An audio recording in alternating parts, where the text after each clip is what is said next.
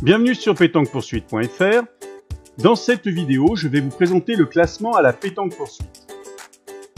Le fonctionnement du classement à la pétanque poursuite est identique que ce soit dans un concours gratuit pétanque poursuite ou dans une partie saga Crazy Story.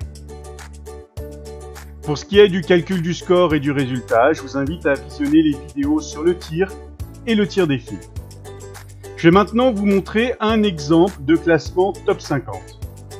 Le classement du top 50 permet de mieux visualiser comment sont positionnés les meilleurs participants. Plus vous êtes proche du cochonnet, le Crazy But, mieux vous êtes classé. Plus vous vous en éloignez, moins bien vous êtes classé. Je vous rappelle que le signe moins ou pas de signe, ça n'a pas d'importance pour le classement. Ce qui est important pour le classement, c'est le nombre. 0,5, 0,4, 0,3 qui mesure l'écart, l'éloignement de votre tir par rapport au Crazy But, c'est-à-dire par rapport au score de 0,0.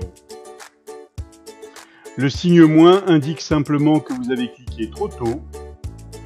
Pas de signe vous indique que vous avez cliqué trop tard.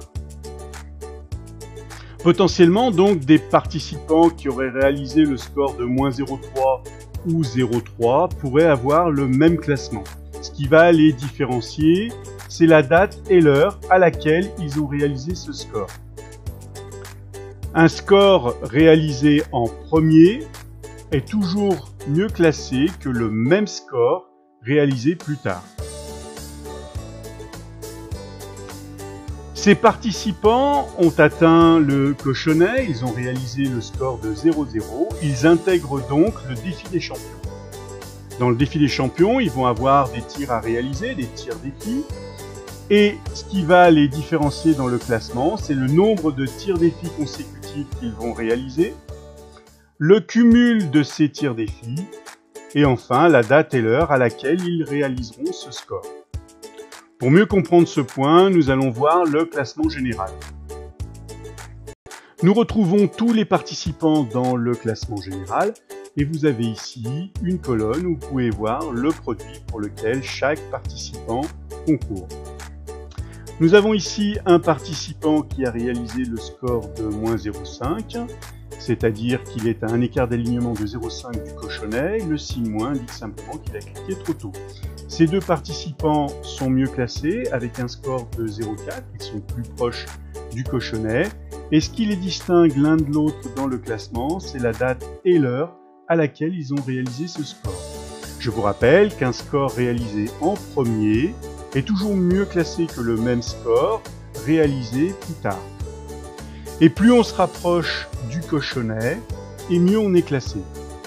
Nous avons le cas ici d'un participant qui a réalisé le score de 0,0. Il a donc atteint le défi des champions. Il a 3 tirs défis minimum à réaliser. Et pour l'instant, il ne l'a pas fait. Il a peut-être fait 1 ou 2 tirs défis, mais il n'a pas fait les 3. Et tant qu'il n'a pas fait les 3, son score n'évolue pas. Nous avons ensuite des participants qui, eux, ont réalisé leurs 3 tirs défis. Et vous avez ici le cumul de ces 3 tirs défis. Plus on est proche du cochonnet à chacun de ces tirs défis, plus le cumul est bas et mieux on est classé.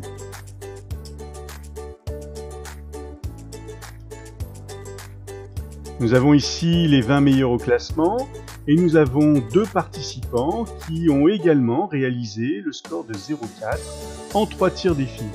Ce qui les différencie l'un de l'autre dans le classement, c'est la date et l'heure à laquelle ils ont réalisé le dernier tir défi de la série. Dans ce cas, il s'agit du 3e tir défi. Nous avons ensuite toute une série de participants qui ont un cumul plus bas et sont donc mieux classés. Ici, nous avons un 0,2 en 3 tirs défis et un 0,1 en 3 tirs défis. Et puis ici, nous avons un participant qui lui a réalisé 0,2 en 4 tirs défis. C'est-à-dire qu'il a réalisé 0,0 à son premier, à son deuxième et à son troisième tir défi obligatoire. Il avait donc à ce moment-là un cumul de 0,0 en 3 tirs défis. Il a donc obtenu un 4e tir défi. À ce 4e tir défi, il a réalisé le score de 0,2. Ce participant a également réalisé un score de 0,2 en 4 tirs défis. Ce qui les différencie dans le classement l'un de l'autre, c'est la date et l'heure à laquelle ils ont réalisé le dernier tir défi de la série. Dans ce cas, il s'agit du 4e tir défi. Celui-ci a un cumul en 0,1 en 4 tirs défi, et puis là nous avons un 0,3 en 5 tirs défi. C'est-à-dire que ce participant a réalisé le score de 0,0 à son premier, son deuxième, son troisième tir défi.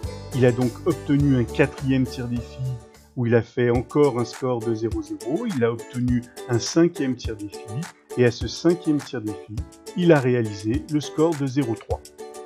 Et ainsi de suite, jusqu'au premier au classement.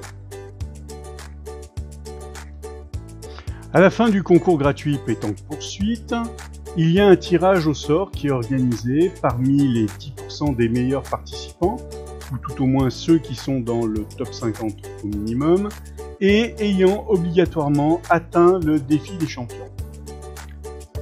Donc le top 50 reçoit des bonus, des jetons et des participations gratuites, mais voit également les chances d'être tirés au sort augmenter en fonction de leur classement. Le premier a ainsi 20 chances, le deuxième 15, le troisième 10, etc. etc.